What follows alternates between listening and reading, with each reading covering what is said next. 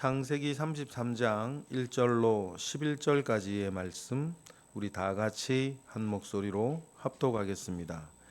야곱이 눈을 들어보니 에서가 400명의 장정을 거느리고 오고 있는지라 그의 자식들을 나누어 레아와 라헬과 두 여종에게 맡기고 여종들과 그들의 자식들은 앞에 두고 레아와 그의 자식들은 다음에 두고 라헬과 요셉은 뒤에 두고 자기는 그들 앞에서 나아가되 몸을 7번 땅에 굽히고 그의 형 에서에 가까이 가니 에서가 달려와서 그를 맞이하여 안고 목을 어긋 맞추어 그와 입 맞추고 서로 우니라. 에서가 눈을 들어 여인들과 자식들을 보고 묻되 너와 함께한 이들은 누구냐? 야곱이 이르되 하나님이 주의 종으로 은혜로 주신 자식들이니이다.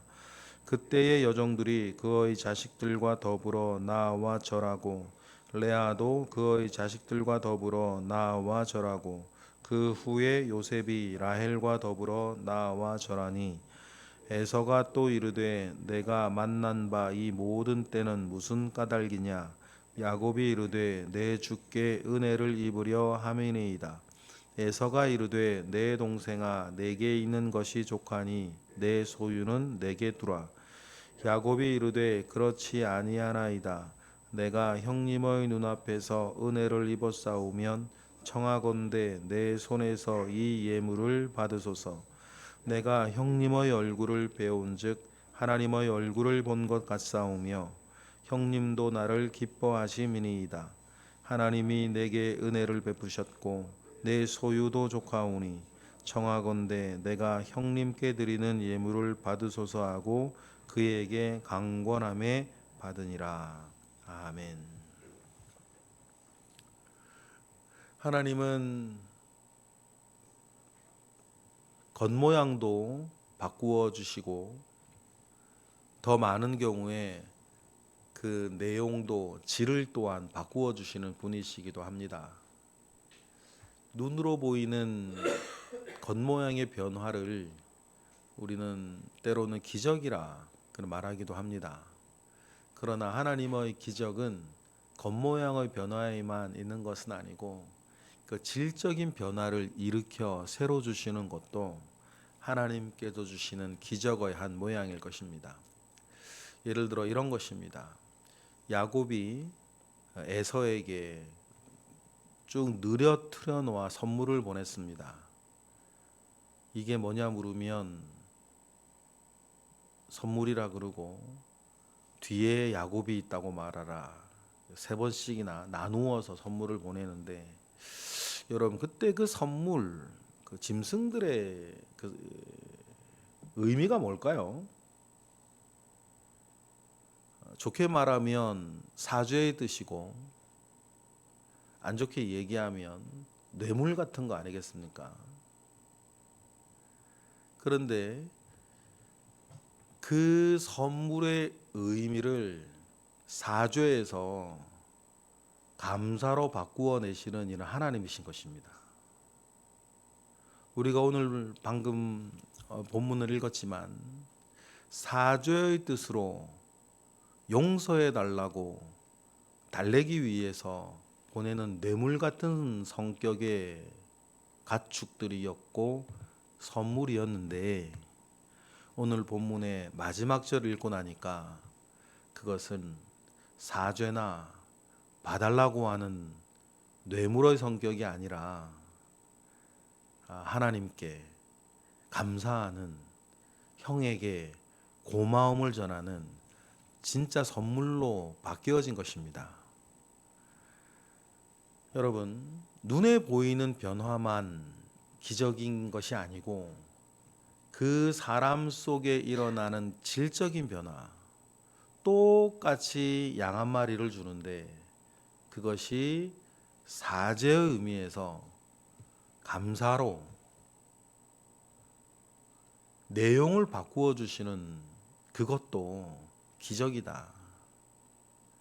여러분 우리가 똑같이 살아가는데 어제와 같은 오늘을 우리는 또 살아갈 것이고 오늘과 같은 내일을 겉으로는 하나 변하지 아니하고 살아갈 것인데 그 안에 질을 바꾸어 주시는 이는 또한 하나님이신 것을, 하나님의 기적인 것을 여러분 기억하고 새로운 질 속에서 살아가시는 것을 늘 소망하시는 우리 모두가 되기를 주님의 이름으로 축복합니다. 운명의 순간이 야곱에게 다가왔습니다. 많은 일들이 있었습니다. 짧게 이 몇 날을 놓고 보더라도 야곱에게 두렵고 떨리고 심지어는 목숨을 걸고 있는 운명의 기간이었고 그 마지막 큰 관문 어떻게 될 것이냐 운명의 날이 다가왔습니다. 저 멀리서 보니까 400명의 군대가 말을 타고 낙타를 타고 달려오는 모습이 먼지와 함께 보이는 거죠. 1절입니다. 시작. 야곱이 눈을 들어보니 에서가 400명의 장정을 거느리고 오고 있는지라 그의 자식들을 나누어 레아와 라헬과 두 여종에게 맡겨요. 달려오는 것을 보고 이제 일렬 종대로 뭐 가족별 종대로 이렇게 배열을 시킵니다. 사랑하는 사람일수록 뒤쪽으로 보내요. 늘 그랬었죠. 사랑하는 사람일수록 조금이라도 더 안전하게 뒤쪽으로 보냅니다. 이 서열을 보고 가족들이 상처를 받지 않았으면 좋겠는데 그 의도까지 알면 상처가 되겠죠. 그래서 야고보의 인생을 이렇게 조망해 보면 그것이 죄라고 뭐 단점이라고 스스로는 느끼지 못하고 평생을 산 것 같은데 야곱이 가지고 있는 숨어 있는 은밀한 단점이 뭐냐면 편애란 말이에요. 야곱이 가지고 있는 편애는 언제나 가족 공동체의 평화를 깼어요. 화목과 화평을 깼습니다. 그리고 여러분 우리들 집안들을 이렇게 보면 누군가의 편애는 언제나 그 가정 공동체의 평화를 깨요. 서로 간에 싸우게 만든단 말이에요. 서로 간에 등을 돌리게 만들어요. 몸은 같이 있으나 마음은 같이 있지 못하게 만들어요. 그게 편애가 가지는 은밀한 파괴력이에요. 여러분 마음에 더 드는 사람, 눈길 더 한 번 가는 사람이 왜 없겠냐마는 늘 그거 경계하시고 관리하셔야 돼요. 표정 하나에서 말 한마디에서 그것이 우리라고 하는 그 공동체의 균열로는 이어지지 아니하도록 여러분 관리 잘 하셔야 되는데 야곱은 그걸 참 평생 못했어요. 요셉이 왜 팔려갔습니까? 결국은 따지고 들어가 보면 야곱의 편애 때문이었단 말이에요. 역시 마찬가지 이렇게 서열을 이렇게 사랑의 정도에 따라 두고 2절에 보니까 라헬과 요셉은 제일 뒤에 두는데 그럼에도 불구하고 야곱이 결정적으로 변한 게 하나 있어요. 브니엘 사건, 어제 본문이죠. 브니엘 사건 이후에 야곱이 결정적으로 변한 게 있는데 안전해야 될 순서, 사랑해야 될 사랑하는 자기 순서로 딱 위험을 이렇게 배열을 할 때 브니엘 사건 전에는 말이죠. 야곱이 제일 뒤에 있었어요. 야곱은 자기를 제일 사랑하는 사람이었으니까. 근데요.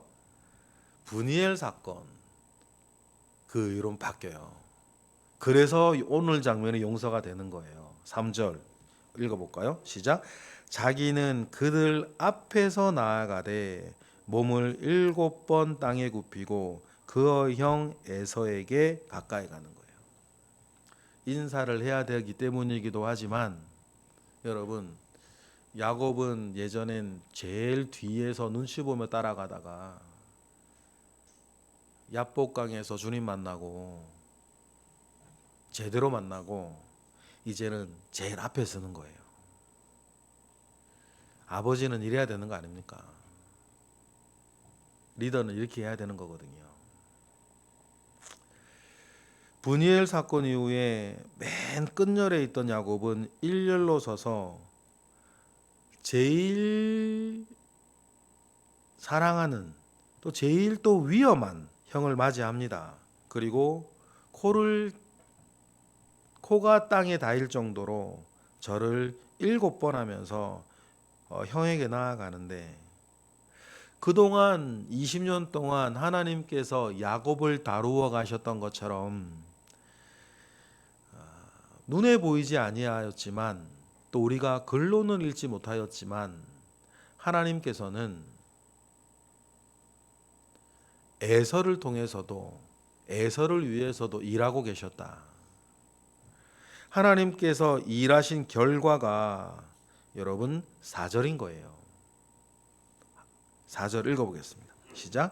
에서가 달려와서 그를 맞이하고 안고 목을 어긋맞추어 그와 입맞추고 서로 울게 만드는 이 화목제.